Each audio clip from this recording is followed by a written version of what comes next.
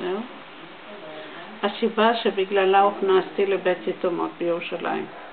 בשנת 1938, כאשר גורשנו מיפו על ידי הערבים, הגענו למחנה אוהלים שהוקם ביישוב נחלת יהודה, הקרוב לראשון לציון. באוהלים נולדה אחותי הקטנה מרים. ב-1939 הגענו לשכונת עזרא וביצרון, שאבי היה בין מקימיה. בפסח של אותה שנה, אבי נסע ליפו לטיפול שיניים. היו לו חברים ערבים שם. באותו ערב פסח, אבי לא חזר. הביתה נעלמו עקבותיו, וממשלת המנדט פרסמה על כך וחיפשה אותו, אך ללא הצלחה.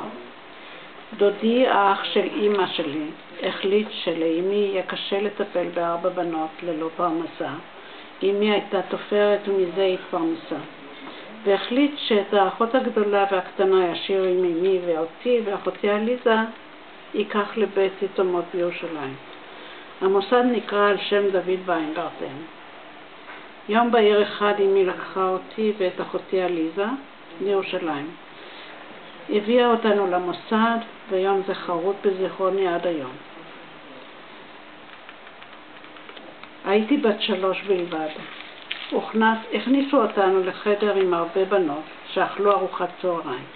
הושיבו אותנו לאכול, ואמא שלי לפתע נעלמה לי.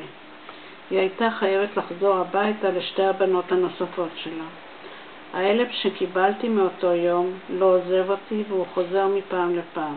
עברו 70 שנה מאז, אבל אני רואה בעיניי את אותו יום טראומטי שחוויתי.